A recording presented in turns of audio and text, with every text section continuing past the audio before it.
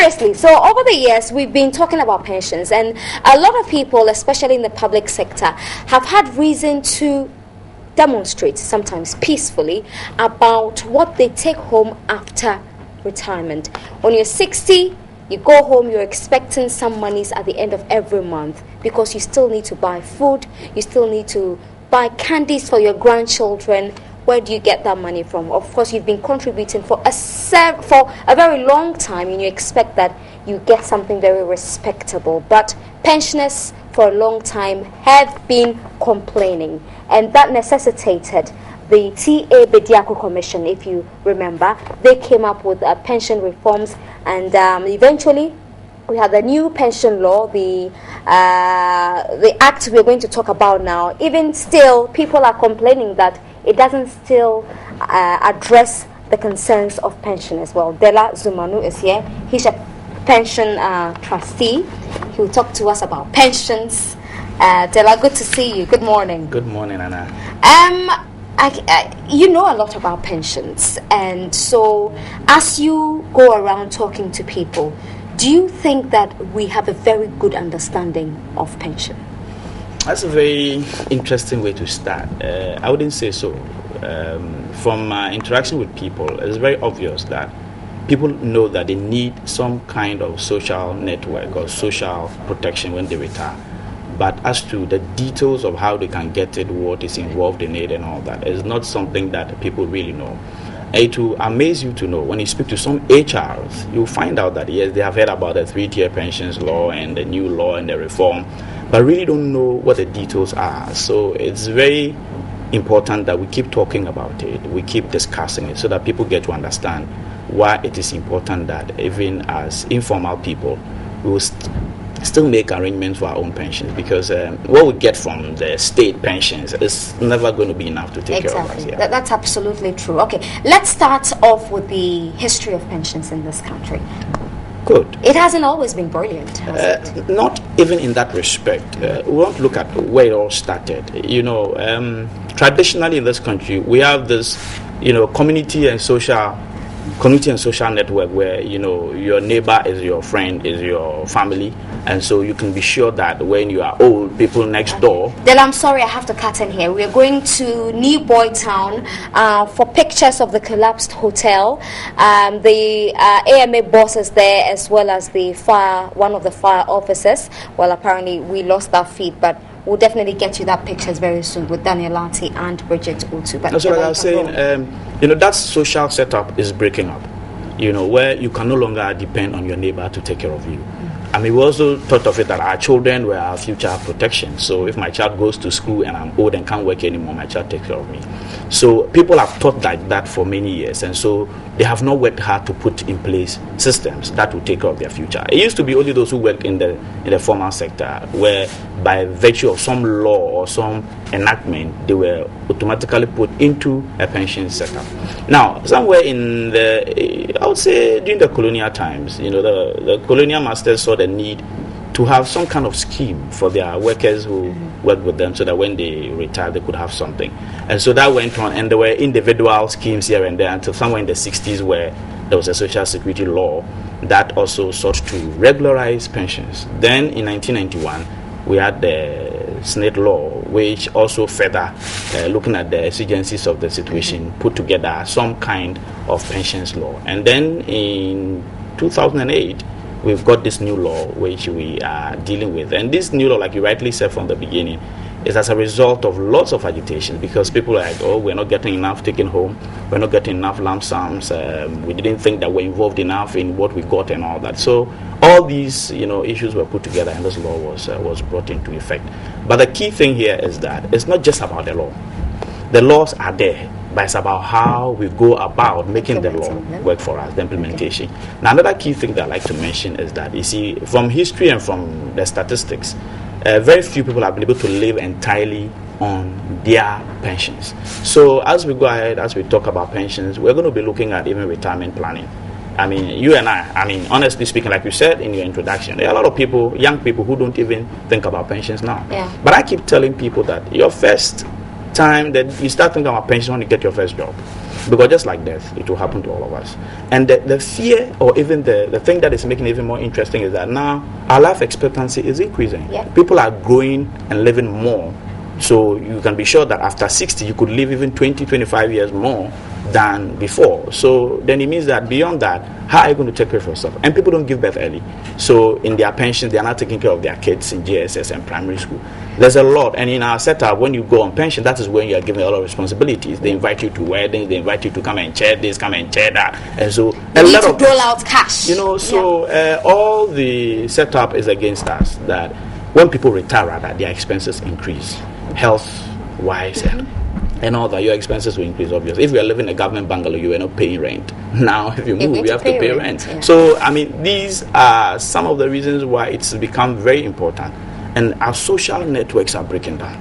Even now, your own child finds it difficult to remit money to their retiree parents because they themselves, the issues are not meeting, the ends are not meeting. So there's a lot of struggle here and there, and that is creating a lot of social upheaval. And because of that, we all need to start planning our pensions now. Okay. Would you say that the new law has addressed every problem? We cannot address every problem because as I speak to you, I mean, tomorrow a new problem will come up.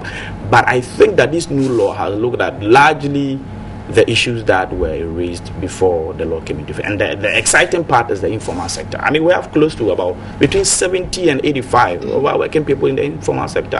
And that's a huge sector that the law before this one did not intentionally, plan to take care of. But I will tell you something.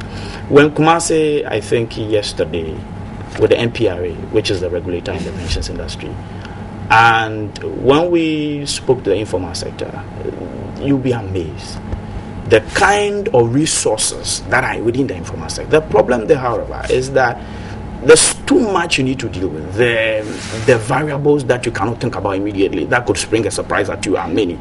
People could move, people that are not organized, their savings are not regular, all these things. So the geographical spread is another problem, educational background is another problem, organization, access to IT, and all these things are issues. And collecting contributions. And also even the understanding of what it means. I mean, you're supposed to be creating two, stream of savings for them, one for investment and one for pension. They can come and tell that I'm a person making music, and that's his money or her money, she wants it. But the law doesn't allow that at a certain time to take your money. So these are all issues of education.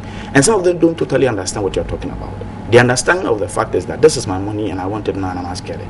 So a lot of education has to go in there. I mean, to be honest with you, there are people who die poor even though they were working, they had a lot of money because they haven't made the decisions to save. So a lot need to go into the education that will make people understand the need to save on their own. Because yesterday I was having a chat with a gentleman, actually a trader, and he was very, very ignorant about pensions. He knew nothing, absolutely nothing about it. So it just buttresses your point that education has been rather on the low. I mean, we really need to. I mean, sometimes I keep saying that we need to educate ourselves. I mean, let's even leave the market women and our folks who are not educated, and let's ask ourselves. We've been to university, we've done masters. You'll be amazed. People don't even ask. That's true. Whether their companies are paying the right amount. So far as he gets his pay, he goes blowing it. You understand? I mean, I was telling somebody that there's a chart I'll show you as we go along. We get to the areas of personal investment into pensions, where if you keep investing 100 cedis a month in a year, even in the lowest returning instrument, let's say now the treasury bill is like between 19 and 21%. Let's even say you're doing 10% per annum. You will see how much you will accumulate for yourself in 5 years without touching 100 cedis every month. I mean, you and I, our credits are more than 100 cedis a month, isn't it? So it's about we deciding that our future is crucial and important. And the other thing that is even scary is that this generation is going to grow more than the generations before us. What it means is that when you retire, you have a lot more years to live before, if God calls you, fine. But that means that you need to accumulate a lot more in order to take care of yourself. Our spending patterns have changed. Technology is taking a lot of our attention. And so as we are planning for our pension, we need to plan about some of these things because it's more expensive dealing with technology. So as you grow, these things become part of your expenditure. And also, as you retire, it becomes part of it. So we need to look at all these things as well. Okay, now let's look at the new law. Okay. Critically. Now, What do you want to know? Everything about it. Let's start with where you come in as a pension trustee. Okay, now let me give you a background to the new law. You see, we all started talking about it. Well, I don't know how my money is invested. I don't have any share in it. I don't have a say in it. And that they decide how much they'll give me. It's not calculate how much they'll give me. I have no share. I mean, we all complain. And our pensioners will tell you that what they go home with is pittance. I mean, there's nothing in it. They cannot take them home. So in 2008, all the committees, the hearings, and blah, blah, blah, came out with a very beautiful law. And it's modeled with the current trend of pensions. You go to Switzerland, you go to India, and all. They're all doing the 3-tier. The reason is that the 3-tier gives everybody the opportunity to do 3 things. First of all, you are doing a compulsory or mandatory savings. That one is the one with the SNIT. The SNIT, that pays you a monthly, because that safety net is important. You are doing a tier 2, that gives the opportunity to get a lump sum. And you're doing a tier 3, that gives the opportunity to save on your own. Okay, so those are the key 3 things that happen with them. And that's the key or the highlights of the law. Now, going forward, we are saying that, look, it's not going to be easy for everybody just to walk in and do what they want to do. So the law also envisaged that it's important that we are bringing private sector into pensions, and that's something that I think is great, because what is happening is that it's churning out a lot of money every month into the private sector, into the business market, because on the average, the private sector alone, from what we are doing now, we could be talking between 10 to 20 million Ghana every month. That goes into investment from the private side, which didn't used to be. So it has created business. It's going to boom the industry. And I'll tell you this, I mean, from the calculations we have done, within the next 5 to 10 years, the pensions industry will hold a huge money that none of the financial sectors can deal with.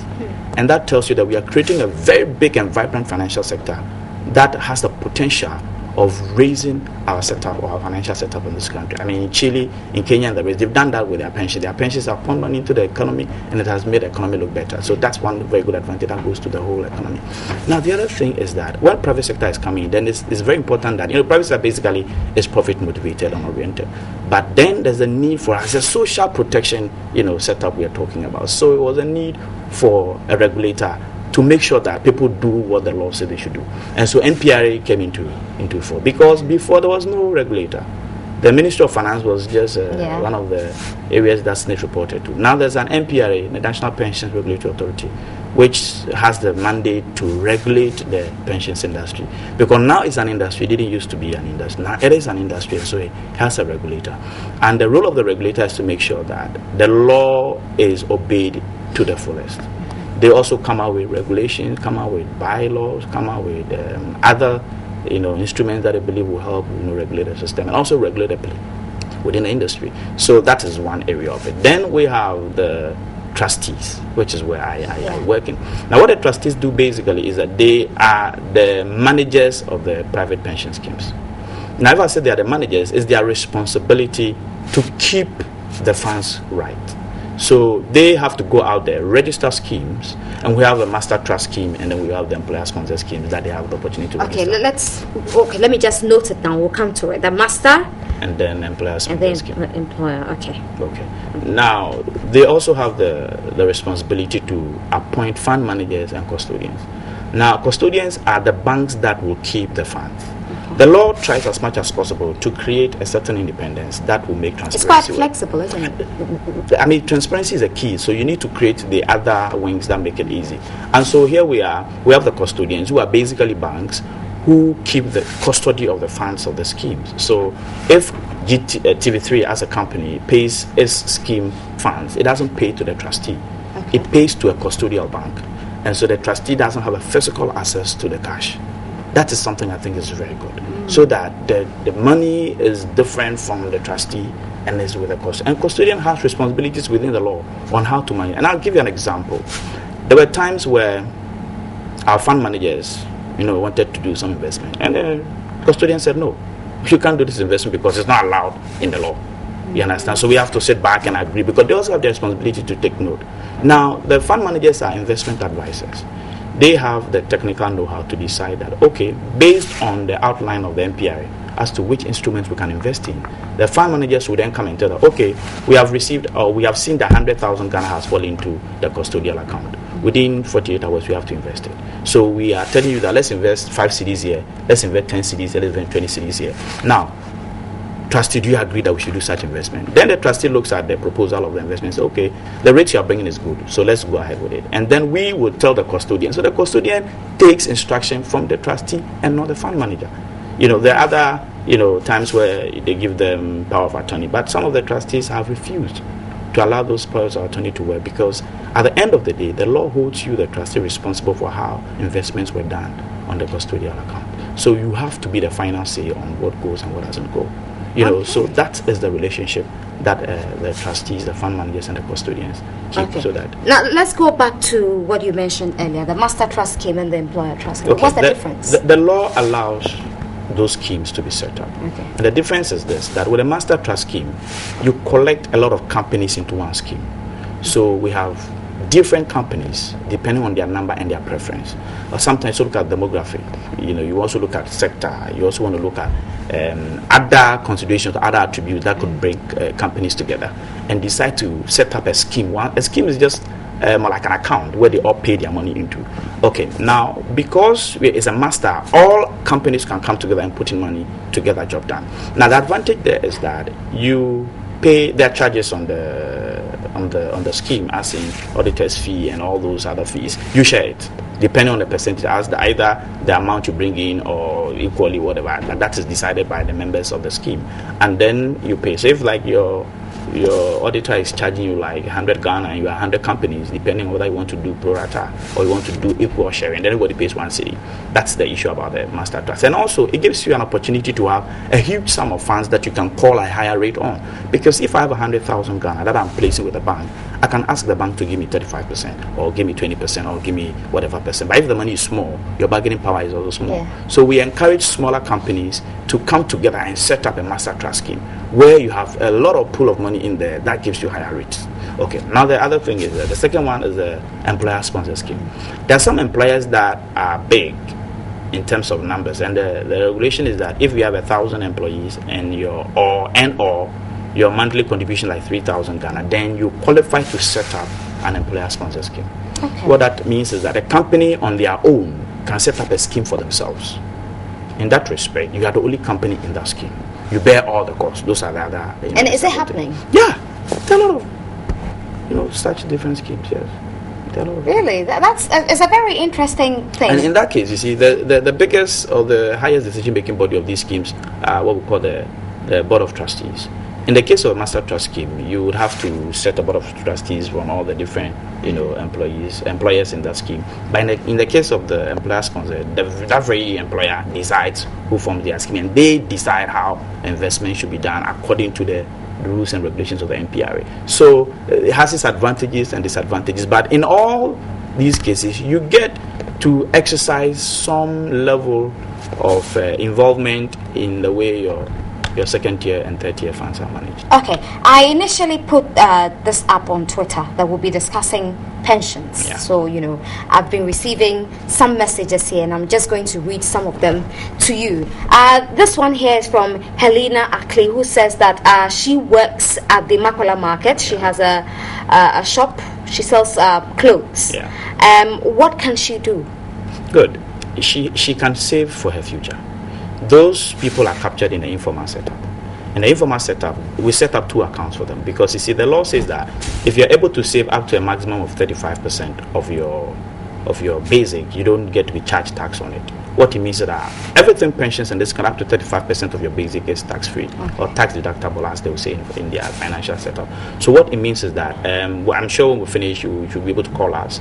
We'll give advice on what to do, and we are even encouraging a lot of the informal sector workers to either come in groups. Like, I'm sure I was going to come to that, because if they form a pool, it's better that way. The group schemes are better, because then you become each other's keeper, and if somebody is not paying, you can encourage them also with you. And the other thing about their case also is that we have an investment account, and we have a pensions account or a retirement account. With the investment account, as and when you are in crisis, you can walk in and take something out of it. But within the other side, because it's meant for your pension, would wish that you keep it in it for at least 5 years before you can touch it. Okay, Robert Komi says that his father retired 2 years ago, and he has to travel all the way from Nyankpala to Accra every time to access his pension funds. Well, he wants to know if it is possible to sue SNIT. Well, I'm not too sure if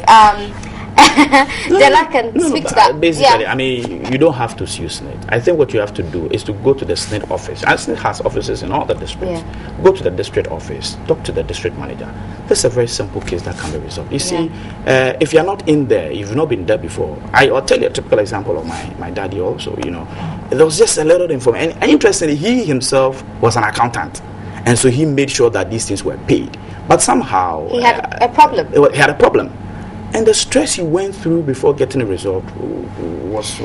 So what we advise people is that before, about a year to your retirement, it's advisable to go to SNIT. Make sure your records are in place. Make sure that sometimes, I agree, sometimes, you know, they migrated from the to digital. Some of the data was lost, yes, or some of the data didn't get captured. But if you go with the evidence, they resolve it for you. It may take some time, but it's better to start before you retire than to retire and now no income is coming from your workers and you're also not getting your... I see a lot of you are sending questions for Dela to answer, but we've just run out of time. But Dela will be here every Thursday for the next 8 weeks. You're stuck with us. But before you go, briefly, do you think that the SNIT monopoly should be broken at any point? People have been calling for it. Yes, you see, we have to be cautious in moving or spreading ourselves out. I mean, we know countries where private sector has collapsed their pension schemes. We know. And because SNIT is supported by government in a way, I think that we should not be calling too early for that monopoly to be broken. That's why I think the law, in the wisdom of those who crafted it, have created the tier 2 and tier 3.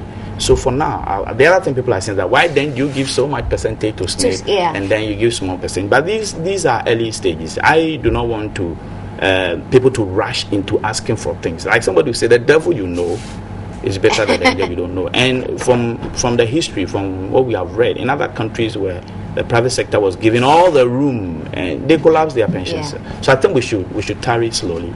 We'll get there. It will not be, we don't have to fight when we get there, when it becomes evident that this is the way to go. So for now, SNIT is no longer a monopoly as people would say. Now they're only managing the tier 1. The tier 2 and 3 are managed by private sector trustees. And SNIT, we cannot take it from there. They have a huge experience that we have to learn from. So let us not be in a hurry to throw them off business. Okay. Thank you very much, Dela Zumanu. We'll see you next week.